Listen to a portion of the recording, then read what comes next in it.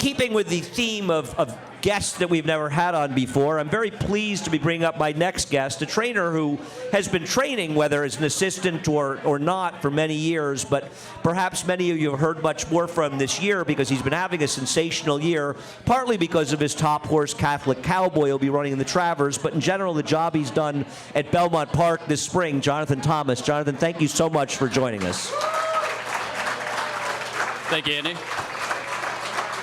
So, how'd you get into training? What led you to decide to do something so stupid as training horses? I'm a masochist. Get over the mic.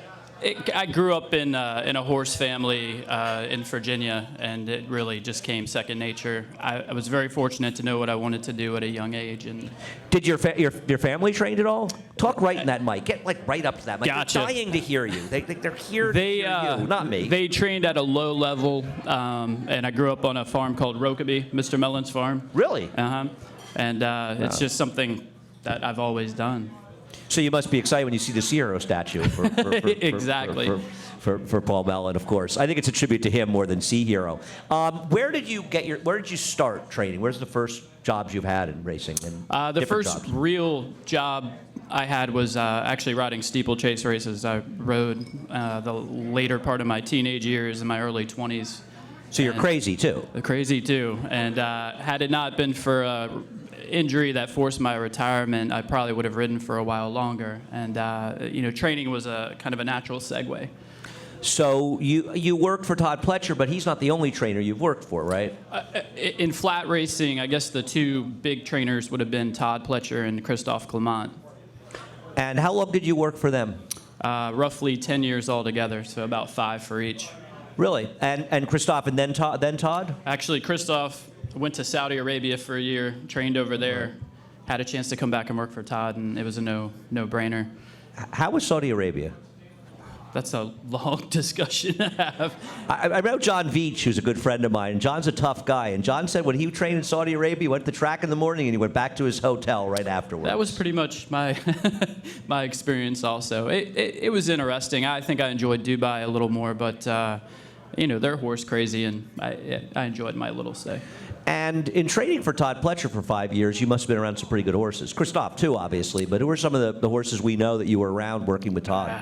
Uncle Mo, Super Saver, Quality Road, Escandarea, Devil May Care, Life at 10, Malibu Prayer. I mean, that's just a small, it was a loaded stable when I was there. I want to ask you a question since you mentioned those horses. And obviously, Uncle Mo of all those is probably the one that many have heard of the most, though I'm sure people have heard of all of them. Was Escandarea the most talented of all of them? Funny enough, Quality Road was the best miler I've ever been around, freakishly talented. But I think Escandarea was just scratching the surface. And no disrespect to Super Saver that year, but there was no comparison between the two talent level. I mean, had Escandarea, and I'm sure May will remember. I mean, his wins in Florida, in the Fountain of Youth, and then in the Wood Memorial Aqueduct. I mean, he almost couldn't have lost that Triple Crown. And Amaziah arguably should have had 2 Triple Crowns. I agree. I think he could have been a definite Triple Crown winner. To me, his most impressive run was in the Pilgrim. It came off the turf, and Javier actually rode him. And he won for fun as a maiden. Yeah, I remember it. And we looked up for the horse, and he was all the way back at the half-mile pole on the backside. He had galloped out so far. Really? We couldn't pull him up. And he ran a synthetic at the Hollywood Futurity, at the Hollywood whatever they ran late in the fall. That's right. So I remember betting him, and he lost that race in the synthetic. The synthetic had a lot to do with that. Yeah, he was. I mean, his Fountain of Youth, I think he won by 9.5 lengths over Jackson Bennett, and then he just destroyed the field in Wood Memorial. He had beautiful mechanics. He was probably one of the most athletic horses I think I've been around. So, what made you decide to go out on your own from Todd? And sort of, it's been a weird, like you started training your own, but you also worked for Bridlewood, right, in their farm in Florida? I thought a big hole in my resume was the actual acquisition of young, talented horses via the sales circuit. This is a recruiting business, and if you're waiting by an empty stall for horses, especially these days, it's not going to happen. So you need to go out and kind of get them yourself. So, I took a step back. I went to work for his father, J.J. Pletcher, who's a very astute horseman. In Texas? In Florida, in Ocala. Florida? They're Okay. Texas. They're from Texas. Right. but he bought More Than Ready and Scat Daddy and English Channel, so their resume speaks for itself. And I just wanted to get more acquainted with where the horses actually come from, how to get them, and how to develop them. And I turned into a trainer more because of the horses we've bought and having the opportunity to train them. So it's kind of it's evolved out of a different platform, but it's trying to work. And so you're working down there in that now. Bridlewood? Who is exactly? So Bridlewood, it's an historic old farm, but it was purchased recently by John and Leslie Malone, who is probably the most famous people haven't heard of. He and Ted Turner were the pioneers of cable it's same TV. John Malone. I always wondered. So if it was he the same owns, John Malone, right. everyone pays bills to him. He owns DirecTV and Sirius Radio, but they're wonderful people. They're the largest private landowners in the United States, and they're horse lovers, they're animal lovers, and lovers of land. So they've been just great stewards of our place, and they've allowed us to grow it. And you've so now. In training, because were you training? Are you sort of switching off working on the farm in the winter and also training? I mean, are you doing two things sort of at once? We're doing the symbiotic thing. I mean, it's a training center, so it's basically like Fairhill, but it's it's our own setup. And simultaneously, while we have older horses in training, prepping for races, we have the 2-year-olds kind of coming through the pipeline. Right. Now, I did spend some time in Europe, and that's a very common way of doing things there. A trainer would actually get their yearlings in and break them and have them go through their pipeline, and that's kind of something we're trying to develop also. Now, what were you doing? How long were you in Europe? Off and on. I probably did about 4 years altogether between Ireland and France. And were you working with anybody specifically? I worked for some big jump trainers there in road races. Really? So you have an incredibly well-rounded education with horses. I mean, as much as anybody else. I guess. I mean, it kind of ended up that way. It was I was just living out of a suitcase for the first 15 years. Right. I mean, I think people don't appreciate what it's for being a trainer and being in those lives. It's very hard, to have a family or be anywhere because you're on the road so much. Correct. I mean, it's definitely a pursuit of, love, and you got to really enjoy the lifestyle. Are you enjoying it? I love it. I love it. Yeah. And it's been a terrific year for you. I mean, I don't think you ran that many horses at Belmont, but you had a huge amount of winter. It seemed you were really firing all cylinders. We did. I mean, it was kind of by design. We brought some fresh horses in, and as things rarely go, horses came into them in the right manner, and races went for us, and we kind of got into a good rhythm. And we were very lucky to come away with some nice wins. Oh, you're winning races off layoffs like Kundre? Yeah, that was a lot of fun. Yeah.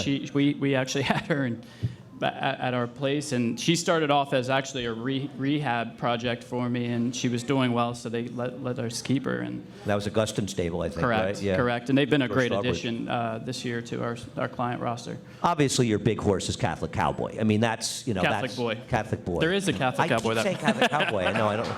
Catholic Boy. Oh, Catholic Cowboy is Nick's horse. That's why they have Catholic Boy. Talk about getting him and what it's meant for you in your career, getting a horse of that, sort of stature. He's been, kind of a dream come true for me for multiple reasons. I actually bought him as a short yearling in the January sale. So we bought him, took him home, got him introduced to the saddle and being a young horse.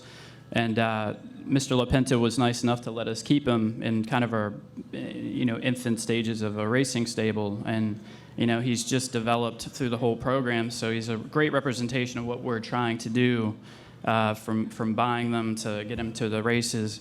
And, hopefully we can get him into a stallion barn. So that would, as a horseman, it's been a complete circle for me, and it's very gratifying. I mean, it's been interesting because he obviously won our With Anticipation last year, which is a big prep for the Breeders' Cup Juvenile Turf race. He ran well in that race when finishing third, and then you decided to try the dirt with him. And he had never been on the dirt, right? Correct. And he runs in the Remsen and just destroyed the field. At that point, you're thinking I might have a Derby winner.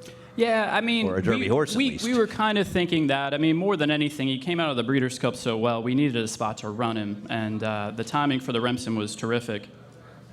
And, the distance was really going to suit him, and that played into everything as much. I mean, winning the Remsen was great, but it also kind of changed the tune of his spring, and trying to get him into the Derby. Well, I mean, the beauty of it is you're not really missing any turf races in the spring. And Correct. The round, because Of any note, there's certainly not anything on the horizon. Right, so it's the winter is really about the Triple Crown, and the rest of the year sort of begins kind of at Keeneland into Belmont opening. So you tried out the dirt, and he ran okay in his first start, but it didn't work out. I mean, was there pressure for you, or did you feel like if things don't work out in the dirt, I can go back to the turf with him? I think because we knew he was such a good turf horse, we never felt the gun was completely to our head. And Mr. LaPenta and the whole crew, they were always so patient and accommodating as far as if we felt we were doing the right thing by the horse. So not really.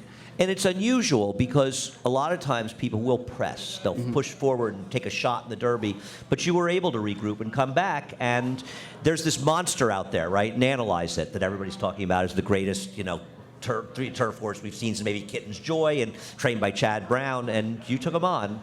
And you kicked his butt a couple of times by about that much, but those were big wins. They were big ones, and it was great because of they actually ran like similar numbers, and they ran very fast, and obviously both races were won in dramatic style. So I think he accumulated a little bit of a following after those kind of efforts. They were thrilling races. They were. I mean, I watched both races for the first 3 quarters as a trainer, and the last quarter as a fan. It just those are the reasons we do what we do, and people come racing.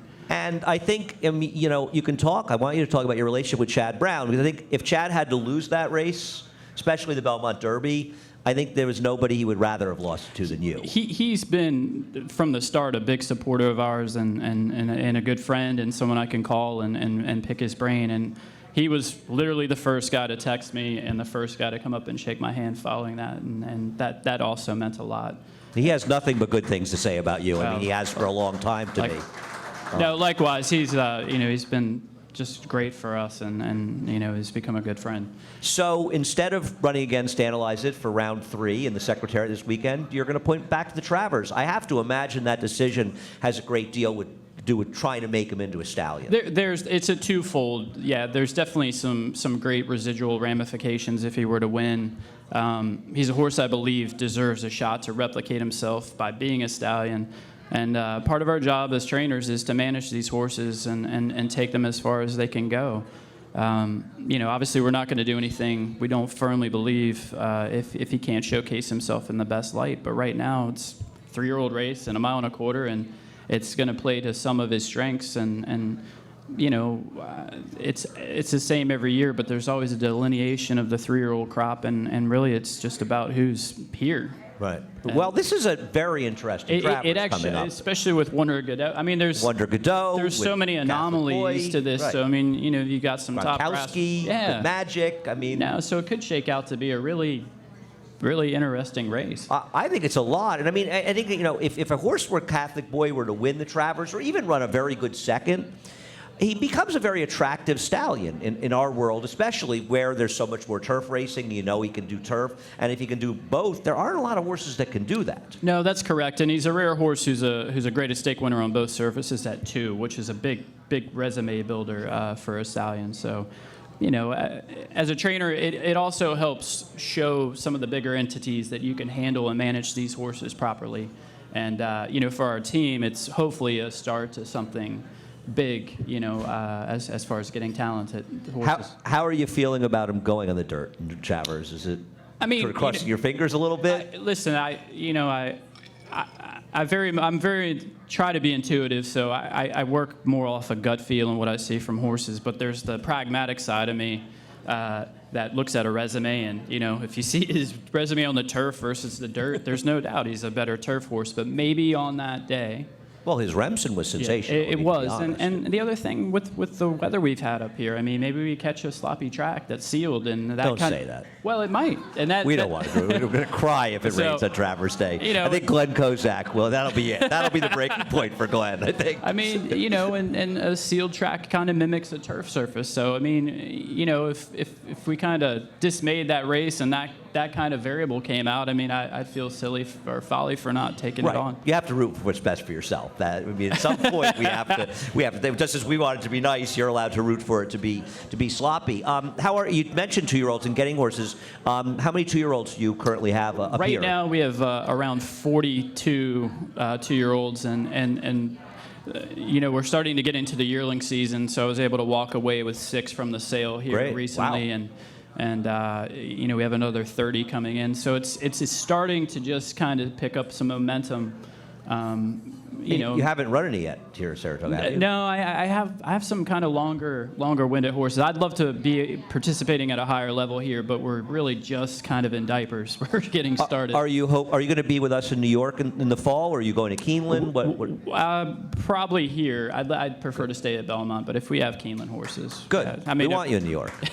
We need guys like you. We need guys like him in New York, right? Well, New York's definitely a second home, and you know, for me, it's got the greatest fan base, and just, you know, I wanted to say this while I was up here, but the work that you all are doing here is incredible. Well, thanks. With the NYRA Now, and you know, I find myself watching stuff all the time, and the information we're getting as horsemen and fans is second to none. I think you guys do a tremendous job. Yeah, the NYRA Now app. I hope people are using the NYRA Now app. Talking, It's great. you know, the talking the horses live and all. I just think it's you guys are so far ahead of every other jurisdiction. It's just it's fun to participate here.